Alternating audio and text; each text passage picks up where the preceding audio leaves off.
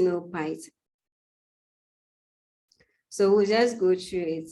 So now people would ask, what is Python at all? So if you ask me about the definition of Python, I'll tell you that Python is just a general purpose programming language, because you can use Python in a variety of tasks in very different domains altogether. You don't have to use this type of programming language to do just one thing.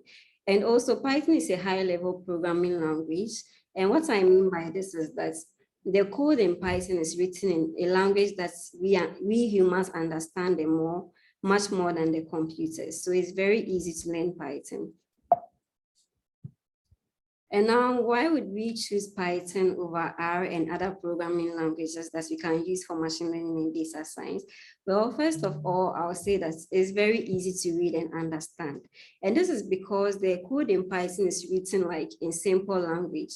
So we use words like print, for, if, while, and these are words that we use every day in our normal conversations. So when you look at a Python code, you don't have to actually try to understand what is happening. You can just read the code and you get an idea of what the code is actually trying to do.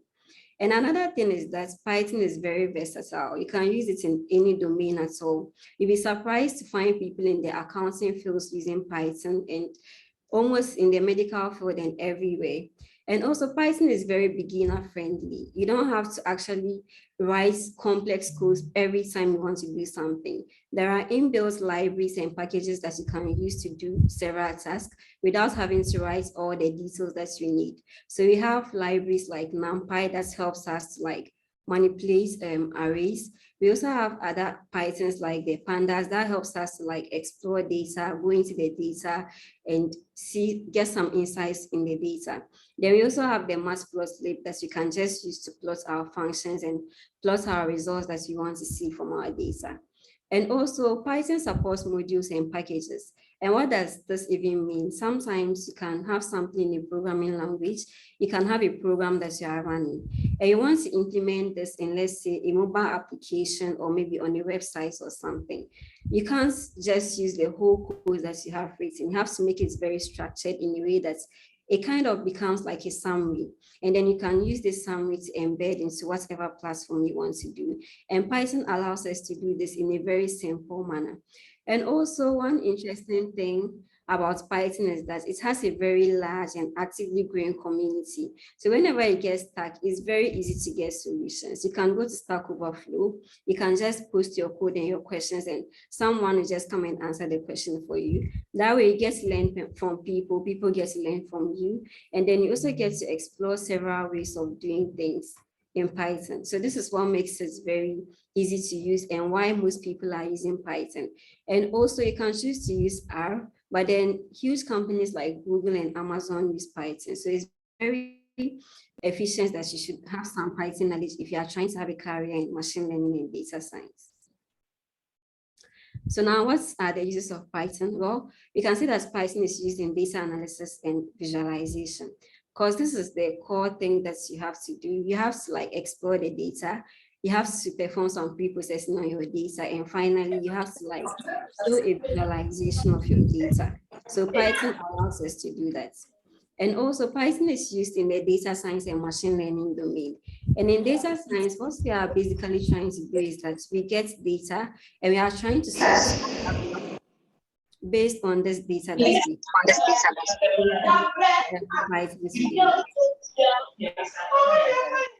I think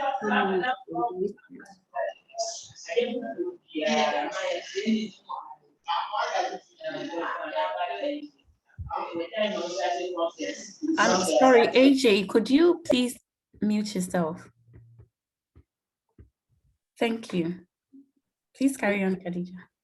All right, so Python is used in data science and machine learning. And I've just talked about what data science is all about.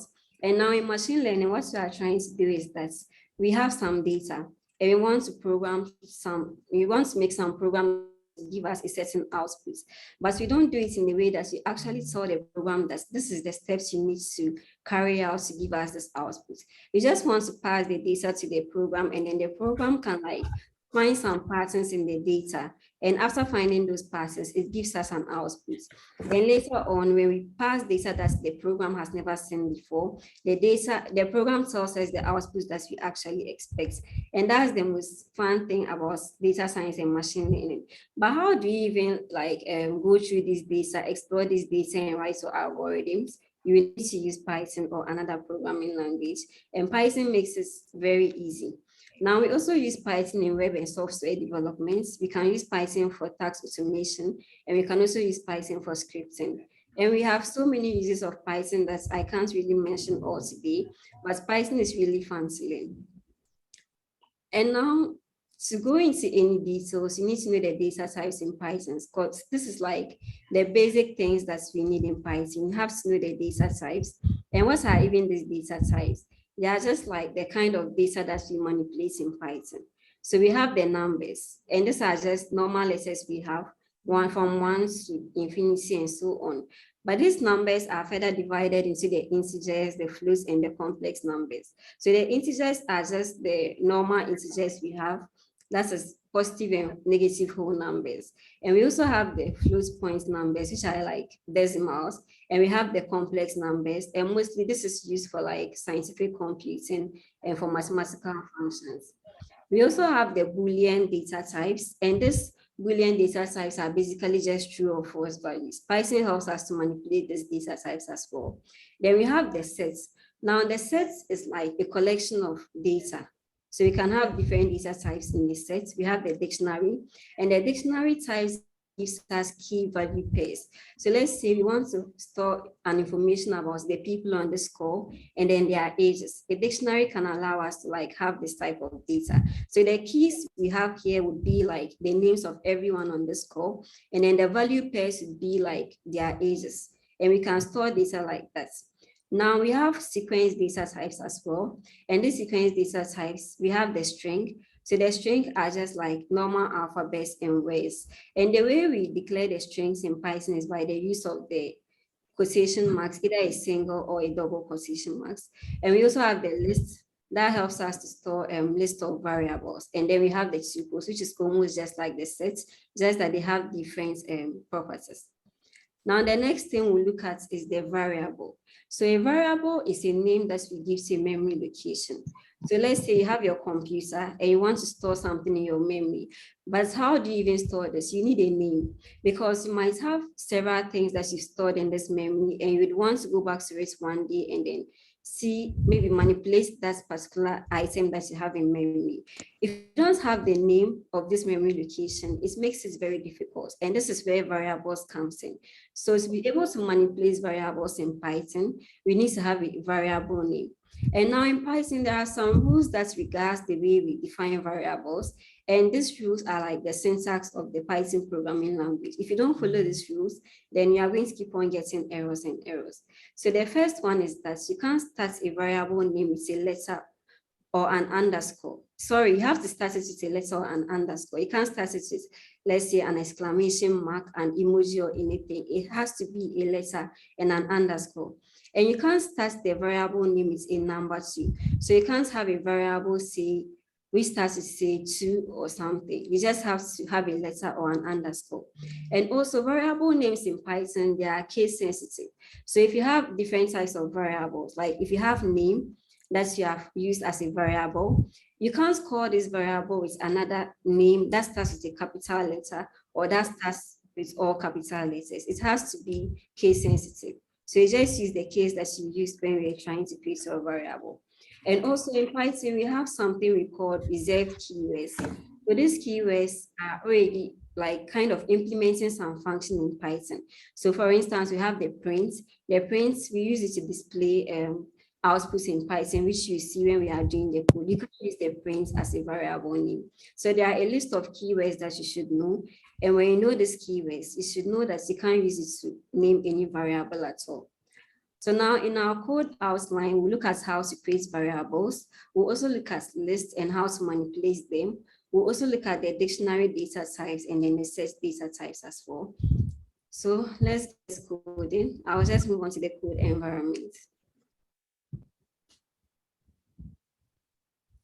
Okay, so here I'm using the Google Collaboratory Notebook. There are several other environments where you can actually run your Python codes, but I'm using this because it's online and you can always go back and then find your codes anytime you need it. So the other environments you can use is that you can just download Python on your laptop and then you can run your Python code from the command line. And another thing too is the Anaconda. You can download Anaconda and then you have access to the Jupyter Notebook. The Jupyter Notebook looks just like this Google Collaboration Notebook, and it allows you to run your Python code in like different cells. So you can also use VS Code to script your Python. There are so many environments that you can use, but today we'll be using the Google Collaboration Notebook for our work. So here, I think the most important thing and the most fun thing to learn in Python is the print statement. So the print helps us to display outputs in Python. So if you should run this print here, you see the outputs of what you have written. So in this print statement, what I'm doing is that I'm just displaying hello world, which is a string. And like I mentioned in the presentation, we define strings in Python by the quotation, either a single quotation or a double quotation. So now we'll move into variables. So now how do we even create variables in Python? So creating variables in Python is very easy. You just need to have your variable name. Then you need to know the data type that you want to assign to this variable name. So if you can see here, we have the age. Age is a variable. And in this variable, what we are storing is the number, an integer value. So age is 45. We have salary, and the data type we are storing in salary is the float data type. And then we also have the name, and the type of data we are storing is John. So if you should print age, salary, and name, you just display what you have in your variables. So if I run this, you see 45 and you see 1456, and then you see John, because this is the actual data types that you are storing in the variable. So now you can also just try to see, to be sure that this is the data types you are storing. So I'll just put the type of the variable and the variable name. And then I see int. This means that the value I'm storing in the age variable is the int variable, the int data type, sorry. So now you can, I'm going to leave some codes here that people can try and fix after this session. And if you are stuck, you can just come to our Telegram page and we are happy to help, but we'll also do some of them along the way. So here I want to declare a variable that contains our name, our age, and then our current location. So how do we do this? We already know that the names of the variables should be name, age, and current location. So I'll just start with name. Khadija, sorry to cut you. Could you share the notebook with people? Okay, sure. All right, thank you.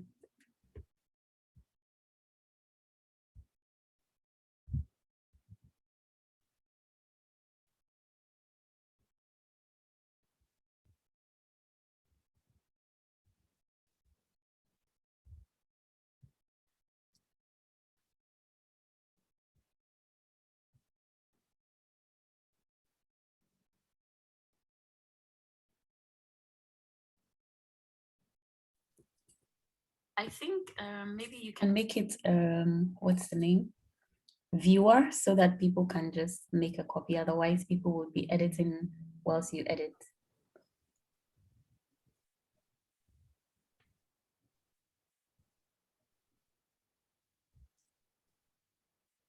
Okay, thank you. Okay. So you can just open the Google Colab and then you can follow along.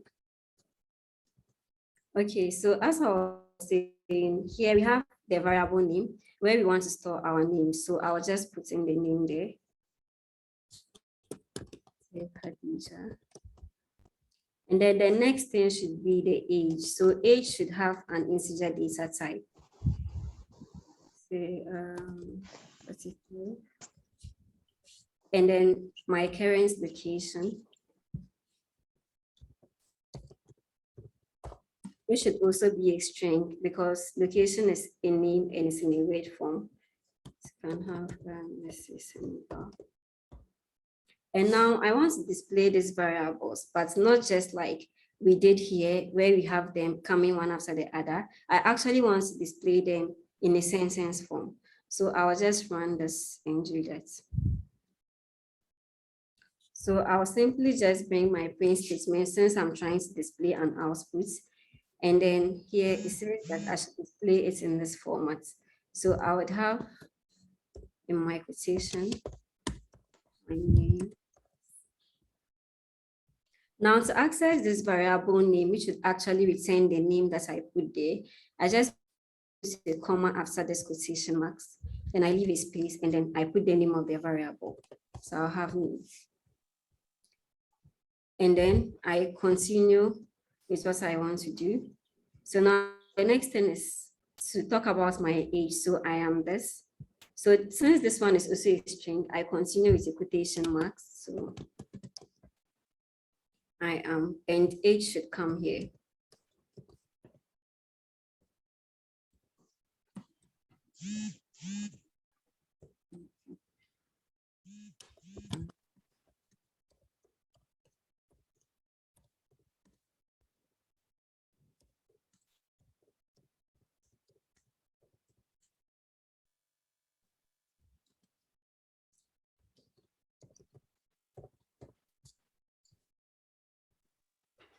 Yeah. So when I do this, I print everything in one. So you can see that my name is Khadija, I am 45, and I am currently living in Senegal. So here we actually access the data types that we have in our variable. And that is the beauty of variables. You can always access the data type you have in your variable, and then you can make the manipulations that you want to do. So now there are some to do that we have to do. That is, we are trying to fix the error in the following variable declarations. So when I run this, sorry, it's commented. Yeah. So when I run, it returns an error, which is a syntax error. And the syntax error tells me that the way I am writing my code in Python, Python is not too happy with it. I am not actually following the rules that Python wants me to follow. So it will definitely return the syntax error. So now if you go back to the presentation, we talked about how to declare variable names. And we made mention that a variable name should always start with either a letter or an underscore. You can't start a variable name with any other character. And this is why this is actually returning an error for us. So to fix this error, I need to remove this slash sign I have before the variable name. So I'll just take it off and then I run again. And now I have my code working and it's displaying John. So another way you can display outputs is just by calling the outputs like John. But if you have multiple outputs, you can't call them this way. You have to use the print statements. So I'll just, when you run this code, it should also return an error because the variable name hasn't been declared properly. So I'll leave this so that later on, guys can fix it. And if you have a problem with fixing this code, just send us the code and we are happy to help. So now there are several ways of assigning values to variables. You can either assign multiple variables like multiple values like we are doing here. So we want to assign X to orange, Y to banana, and Z to cherry. So instead of doing it in separate lines, let's say X equals orange. And then in another line, we have Y equals banana.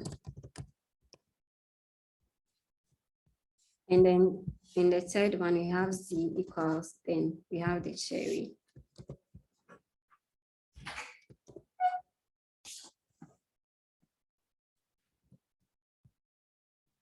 Instead of doing this way, we can just combine everything in one line.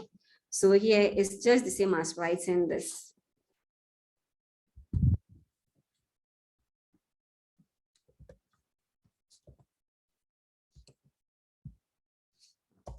Yeah. So it's the same as just writing them together. Sorry, yeah, come on. Yeah, so you can assign multiple variables to multiple values in one line. And also another way is to assign multiple variables to just one value. So we want the variables X, Y, and Z to have orange as their values. So we can just say X equal Y equals Z, which is equal to orange. And this will display all of them being orange, since we are seeing that all our variables should have orange in them. Now, another thing is to assign multiple values to one variable. So let's say we want this variable to have this. Can you actually guess what this would give us? Because from what you've seen, we just have one variable and then it has one value. But here we actually want the variables to have multiple values. So when I run this, you would see that it puts them in a collection, like in a set. So this is what happens when you try to assign multiple values to one variable. And now we might have, let's say, a list. A list is a data type, like I mentioned. And in this list data type, you have several items. And then you now want to have variables that you take each item. So you have your fruits, which is your list. And then you have your variables, which are X, Y, and Z. And now you want X, let's say, assume the value of apple, Y should take banana, and Z should take cherry. So you just assign them like we assign multiple variables to like one value. And then when you print, you have it here. So you can see that now X is taking this position, Y is taking this position, and Z is taking this position. So now this is just how to create variables, but as we go on, you see how we can actually manipulate different data types with these variables. So the next thing we are going to be looking at is the list. And the list is a data type that we use to store like collection of data like we mentioned. And there are several ways that you can create a list in Python. So let's say you can have list one. Lists are mostly created with square brackets. You can't create a list with any other things, but just the square brackets that you have. And then there's another way that you can create lists, which is using the list constructor. So you just have your items in your closing and opening brackets, and then you put the list keyword before it, and then it returns a list. So let me just comment this out and run this. So now if I want to check if this is actually a list, I just come down like we did initially. So we check the list, we check the type of list one, which is our variable. And we see that list one is actually a list. So here we created list one using the square brackets, and we just put in the data types that you wanted to put.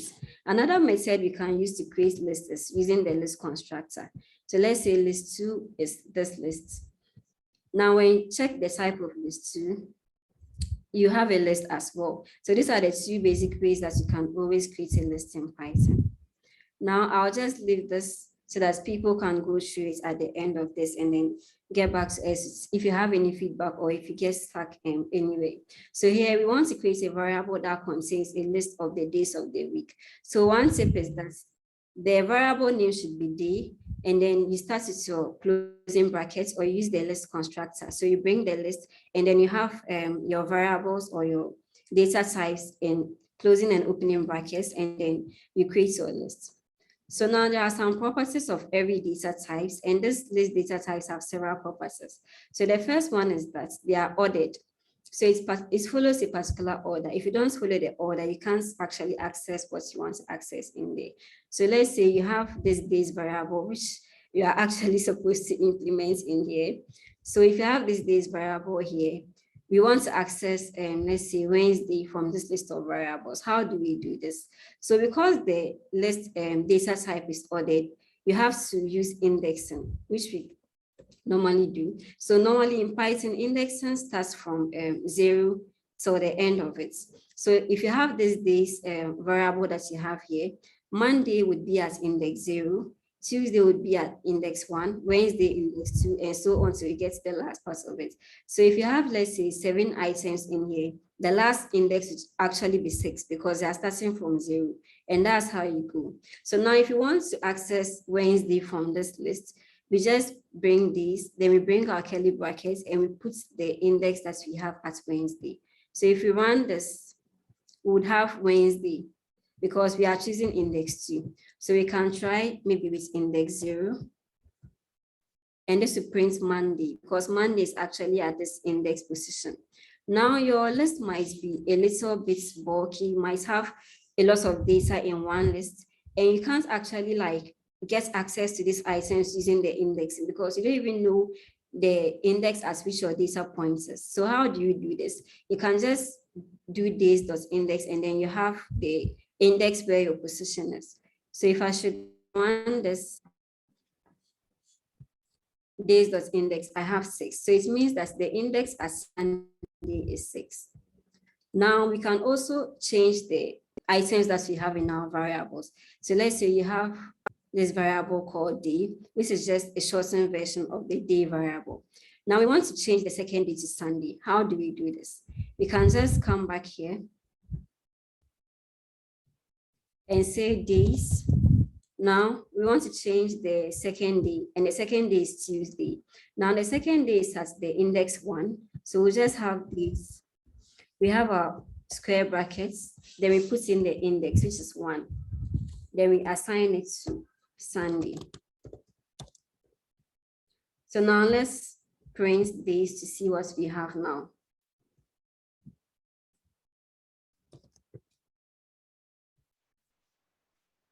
So now when we print the, instead of Tuesday as position 1, we now have Sunday as position 1. And that is how we can alter the items that we have in our data sets, in our list constructor, sorry. So now, lists can contain multiple data types. So if you see in this example, we are using only strings. So you can have a list that actually has maybe strings and integers and Boolean variables. You can just mix everything and then you still have the same thing. It doesn't return any error. But there are some other data sets that doesn't actually allow this. And we'll see that as we move on. Now, if you have a list and we want to know the size of the list, we just use length. So length tells us the size of the list we have. So if you do length of this mixed list, you get 4.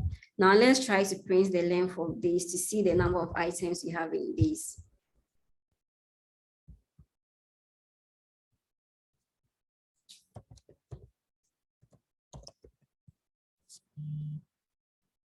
So in this, we have 7 because we've stored the days of the week in this variable. So now we'll go to indexing and slicing. Now indexing and slicing, they help us to get access to values that we have in a list. Just like what we did initially, that was indexing. And now we'll go into deeper to talk about the slicing operation as well. So let's assume that we have this countries variable where we have Ghana, Kenya, and several other countries. Now we want to print Ghana out of this list. We can use the indexing like we used. So we can just have countries.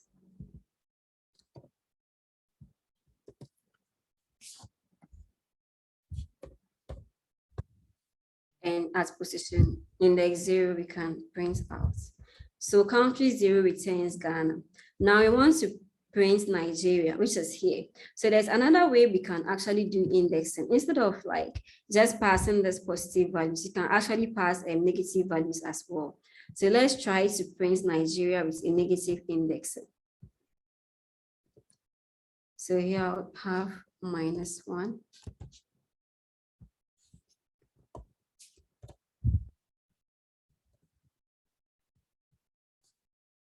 So when I run this, I get Nigeria. How is this even working? So when you pass a negative index to your list, it starts taking the items from the last end of it, so the first part of it. So the positive indexing goes from the, let's say from the beginning to the end, and then the negative indexing goes from the end to the beginning.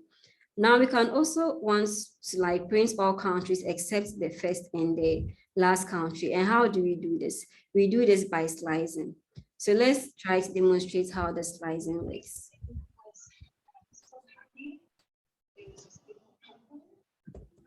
So here we can have countries. So here we want to start from position 1 to the end, or we want to start from position 1 and end here. So I'll just have from 1 to 4.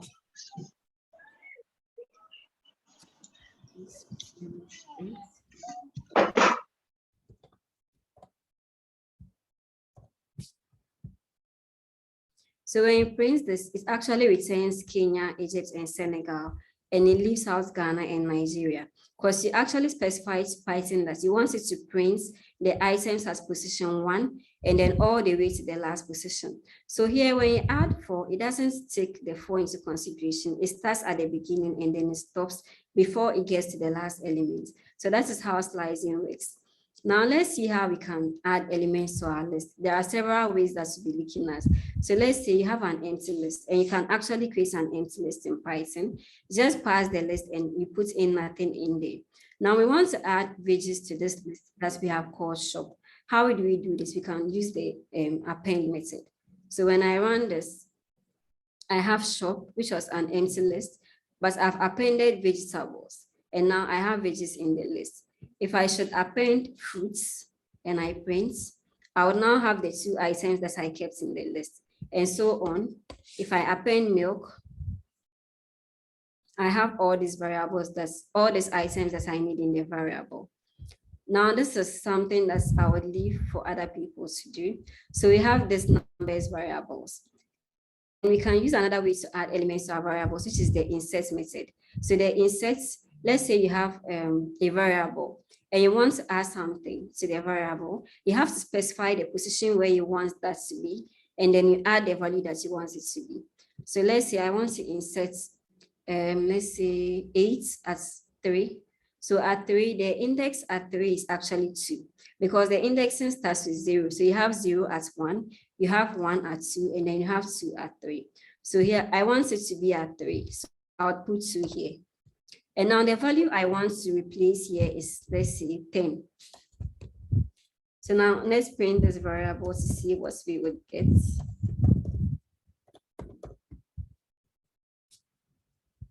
We actually see that 10 has been replaced in here. So we can also use this insert method to insert something at the end of this variable, not just maybe at the beginning or in the middle or something. So now how do we do this? To insert at the end, let's look at our num and see the length of it. So let me check length of this new variable. We can see that it's 7. So this means that to be able to add something at the end of it, it should start at 7, because it will now occupy the position at 7. So now let's say we want to insert maybe 8 at the end of this list. The position here should be 7, and then we assign 8 to it.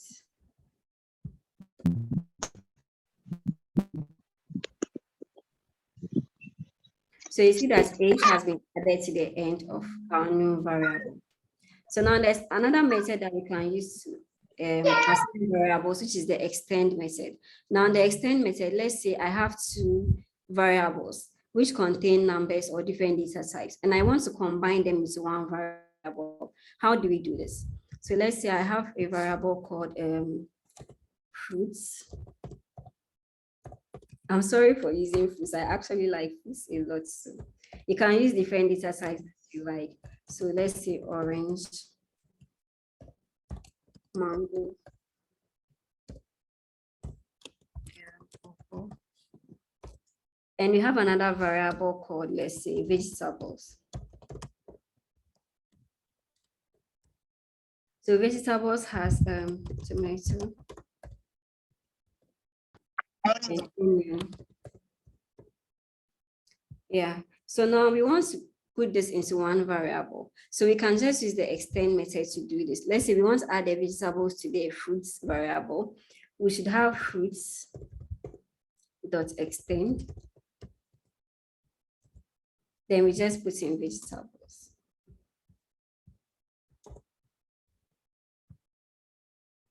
Now let's print fruits to see what would happen.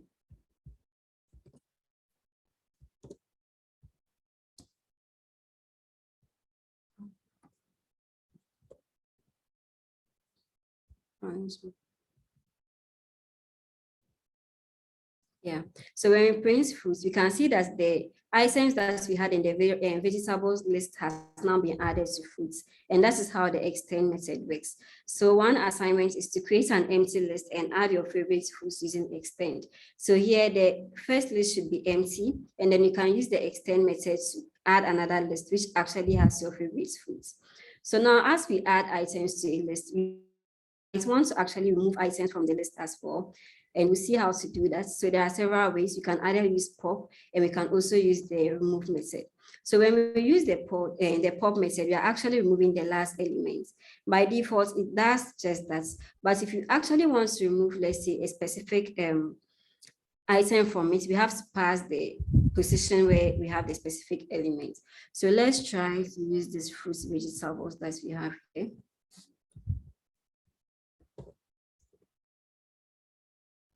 Okay, so here we have fruits, and we want to use pop to actually remove purple. So when we do fruits.pop,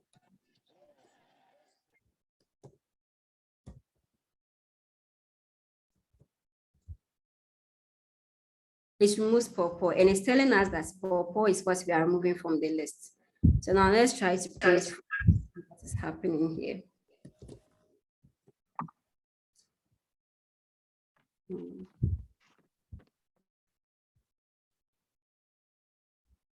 I think it's not taking this. Okay.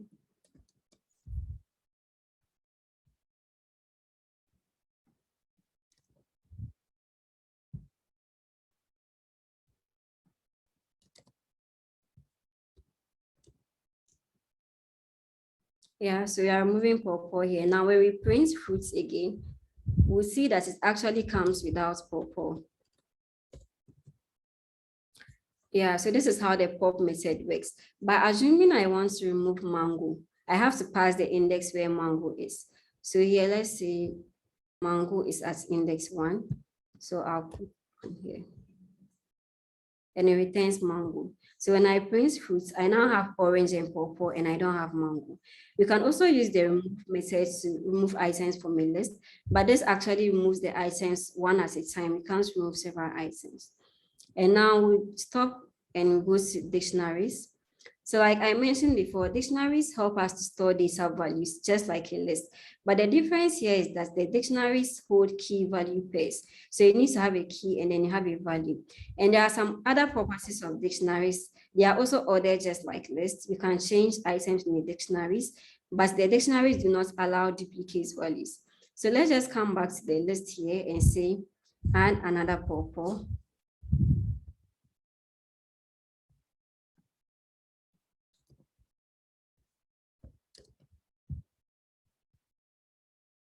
And then we print this. We still have purple and purple, but dictionary doesn't allow us to do that. You can't save duplicate values in a dictionary.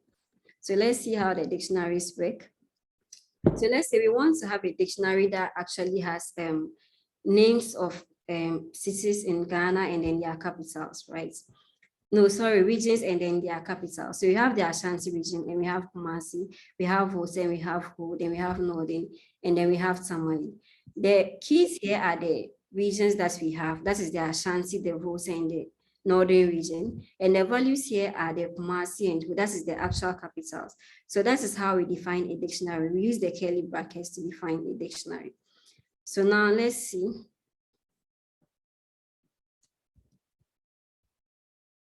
This is my dictionary. I'll just print that to see what I have in this dictionary. So I have this one, which is this. Now, this doesn't mean that we should always have key and value pairs that are of the same data type. We can have key and value pairs that are of different types. So let's say we want to say 1 is Ashanti, 2 is Volta region, and then 3 is Northern region. So let's look at the 2. So if we print the 2, this is what we get, and it doesn't actually return any error message because dictionaries allow this. You can have key and value pairs that are different, and also you can use mixed key values. So here, let's see, Dex 3, I have 1 as my key, which is an integer value, and then I have a list, which is my key value and my value pair. So this is how we create dictionaries. When I try to print Dex 3, I didn't want this. This is what I get.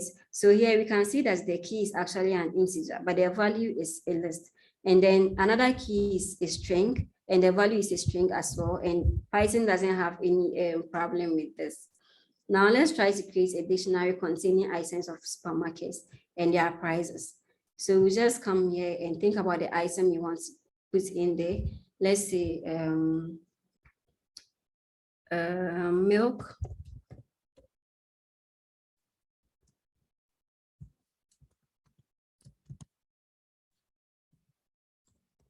We want to have milk here.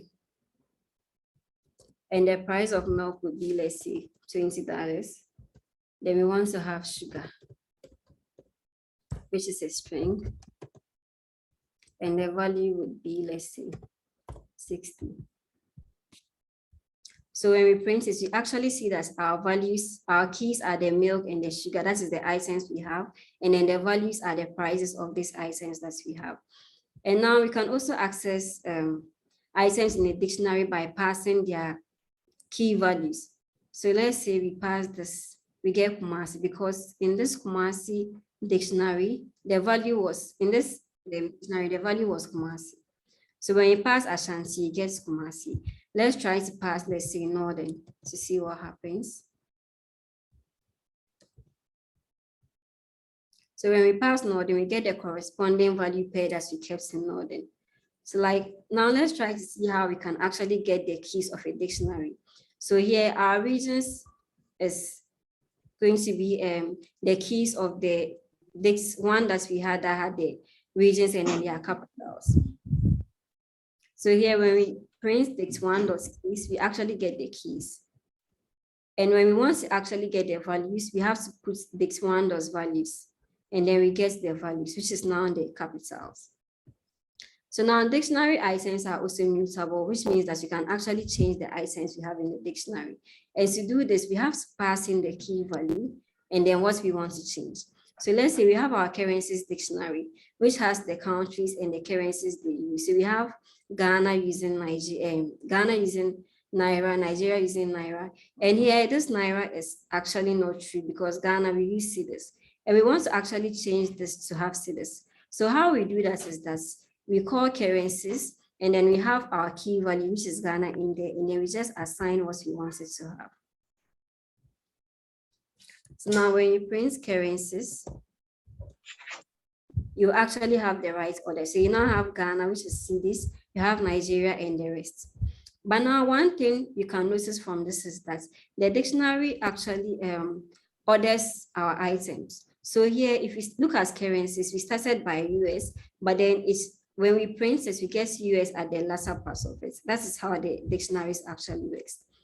Now let's see how dictionaries handle duplicates. So let's say we have our famous regions and then there are capitals dictionaries here. So we have Ashanti, and then we have Hosa, and we have Northern, and then we have Ashanti again. So one property about dictionary is that they do not allow duplicate values. So if you have more than one value that is the same, it just takes one of it out, and then you have just one representing the whole value. So when you print this for, you notice that Ashanti is printed only once and not twice like we declared in this Dix variable. So here, to do as an assignment, we'll create a dictionary that uses the names of 5 people as the keys, and then we randomly assign their ages to them, and then we can print it and see how we can actually manipulate these dictionaries. And now there are other operations that you can perform on dictionaries, like adding elements like we did for the list. We can also remove the elements, we can do nesting, and we can do so much more. And to be able to do all that would exceed our time. So now we'll just move on to the set data types. Now the sets are also just like the list and the dictionaries, but here their properties are slightly different. So the sets, they are unordered and they are unindexed. And we'll see what this means. We can't also change the items that we have in our sets, and they do not also allow duplicates like we have in the dictionary value. So here, let's create a set called fruits. And you can create a set with this curly brackets like we did for dictionary. So when we print fruits, we have this. Now let's print the type to see what data type. So Python tells us that the fruit is a set data type. Now let's see why we say the sets are unordered. You can remember that in our list, we can actually print this item we have, that is the banana as index 1. We can actually print it using this. Let's try to do this using sets. Python returns an error to tell us that set objects is not subscriptable, meaning we can't assign subscripts like we did in the list data types. Now let's come back here to see if we can actually change fruits to strawberry. So we want to change the banana that we have here to strawberry. Let's try to do that here.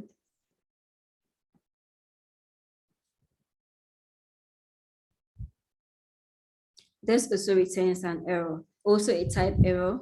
That tells us that the set objects does not support item assignment.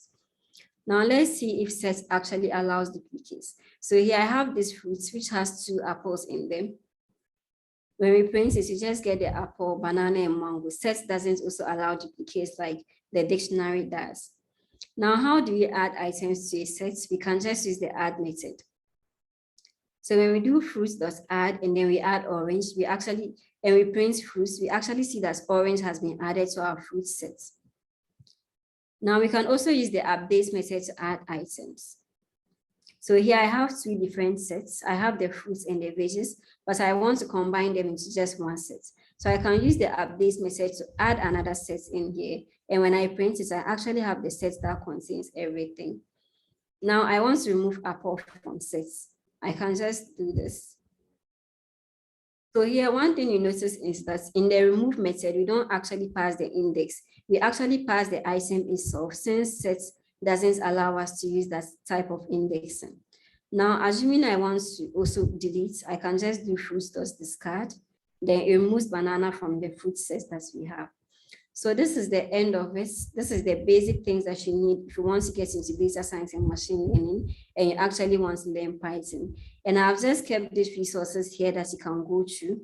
So for W3 schools, it actually takes you step by step.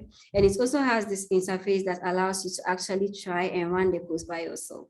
And Geek for Geeks is also very comprehensible. You can also look at data camp, Kaggle, and also free code camps. These are all like very great resources that you can go to learn about Python and everything you need to begin in data science and machine learning. Thank you. So now if you have any questions, please feel free to ask. Thank you so much, Khadija. This is so amazing. This has been very, very informative. I think I saw one question that someone asked, and I'm going to check if I can find it. So let's see.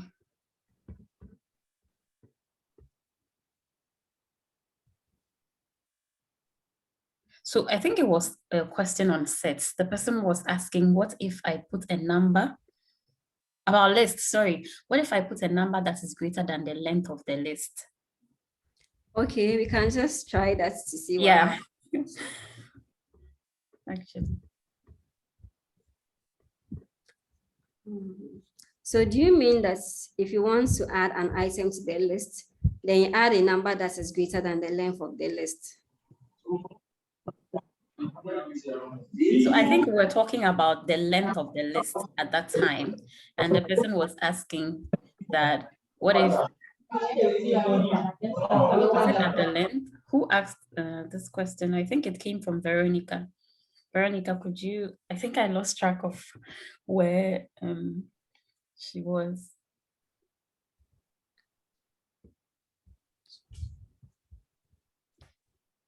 Oh, about the indexing. Okay. So you want to index it a number that is greater than the length of the list. Yes. Okay, so let's just come back to this numbers list. And then we want to, let's say the length of this list, let's actually print it to see what we get. Yeah. The length of this list is 7.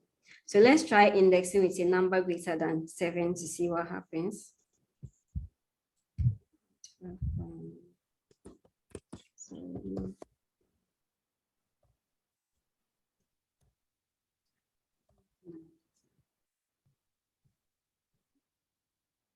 We get an index error. And one thing about Python is that when you are getting an error message, it actually tells you what type of error it is. So when you are not following the syntax very well, it gives you a syntax error. And now this gives us an index error. This tells us that the list index is out of range. So meaning we are out of range of the length of the variable, and we can't actually try to access an item that is not actually in the list. So that is how it works. I hope this answers your question. Any other question that I missed, kindly type it again, because I'm going through the chat and I'm not finding it.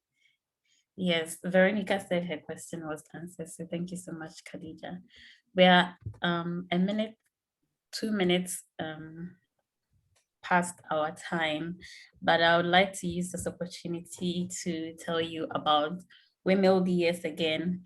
So Our mission is to support and promote women and gender minorities who are practicing, studying, or are interested in the field of machine learning and data science.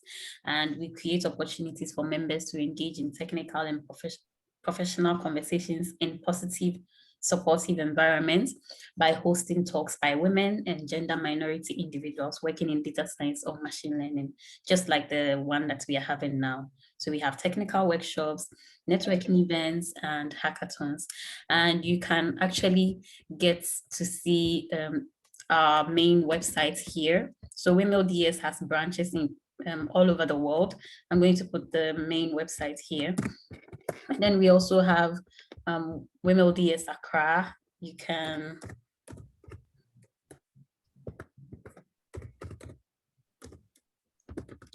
I'm going to put our websites here. You can join WiMLDS via our Meetup page. You can follow us on Twitter.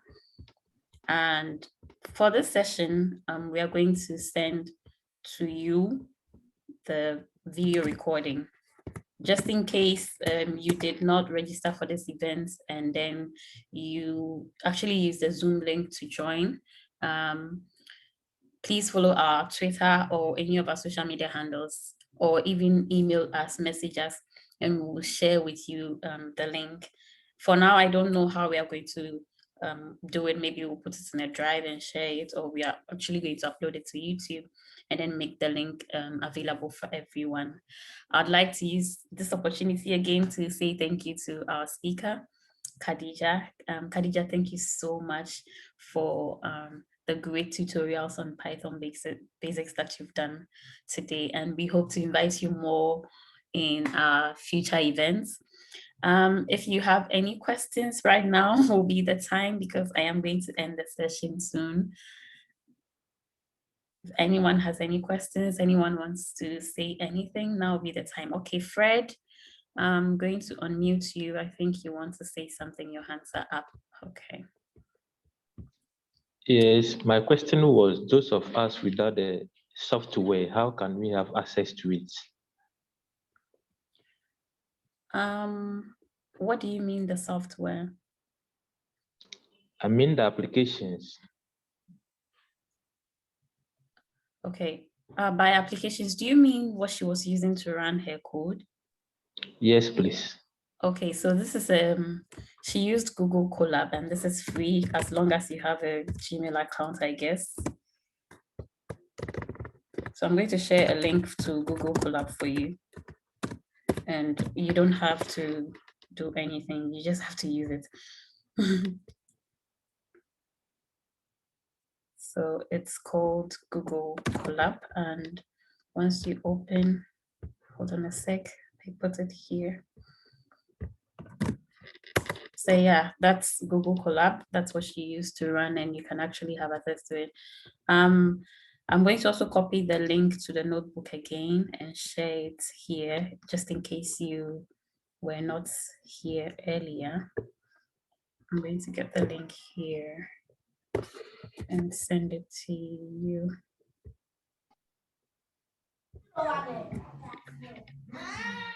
Okay, sorry.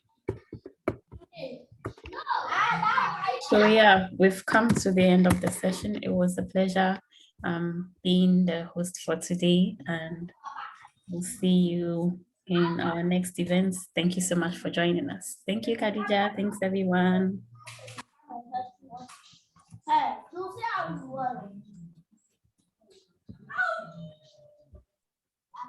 Bye, everyone.